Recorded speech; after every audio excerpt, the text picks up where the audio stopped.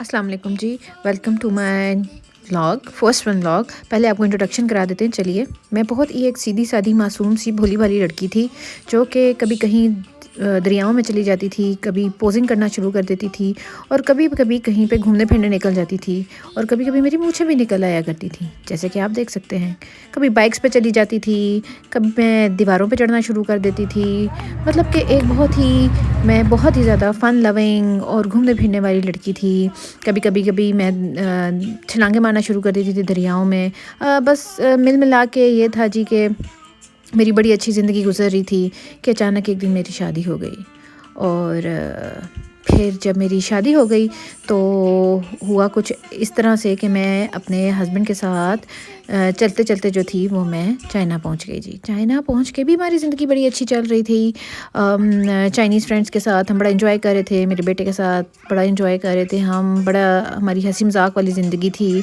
कभी हम उसी तरह पानियों में घुस जाते थे। पानी तो जी फेवरेट है, पानी तो बड़ी फेवरेट चीज़ होती है। हम बड़ी अच्छे हम खुश थे दोस्तों के साथ, हमसायों के साथ। कभी हम किसी मुल्क चले जाते थे, कभी वही फिर पानी में घुस जाते थे।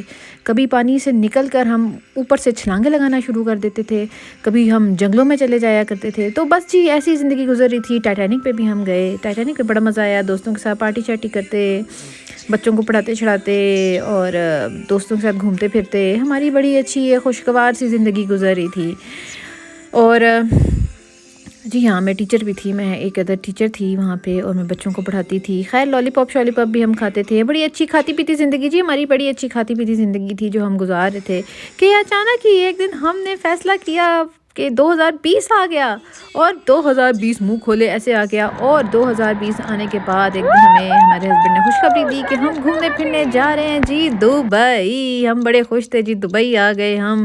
दुबई में हमने फिर वही खाना पीना जी, खाना पीना करना, पानी में घुस जाना। पानी तो फेवरेट है। फिर हम आ गए पाकिस्तान। जब हम पाकिस्तान आए मैं प्रेग्नेंट थी और फिर कुछ अरसे बाद मेरी बेटी एजल पैदा हो गई। जब तक एजल पैदा हुई तब तक चाइना ने फ़्लाइट्स बंद कर चुकी थी और हम अपनी बच्ची को वहीं पे पालने पोसने लग गए। और मेरी बेटी का फिर अकीका भी हो गया। अकीके के दिन हमें पता चला जी कि अब फ़्लाइटें खुलने का शायद कोई इम्कान है। हम वही चारों इंतज़ार में रहे कि कब खुलेंगी, अभी खुलेंगी। इतने में हमने देखा एजल बड़ी होती जा रही है जी। एजल बड़ी स्पीड में बड़ी होती जा रही थी। 4 महीने की हो गई जी, फिर 6 महीने की भी हो गई एजल, लेकिन वो फ़्लाइट्स खुलने का नाम नहीं ले रही। जब एजल 6 महीने की हुई तो फिर उसके बाद जिस दिन उसके दांत निकले उसके 1-2 दिन के बाद हमें पता चला जी कि फ़्लाइटें खुल गई हैं। एजल का वीज़ा अप्लाई करना है जी। एजल का वीज़ा अप्लाई जब हम करने गए तो उन्होंने कहा जी आपका अभी नहीं हो सकता। हम बड़े परेशान हुए, मेरे भाई की शादी आ गई, फिर हम खैर उसी में गुम हो गए।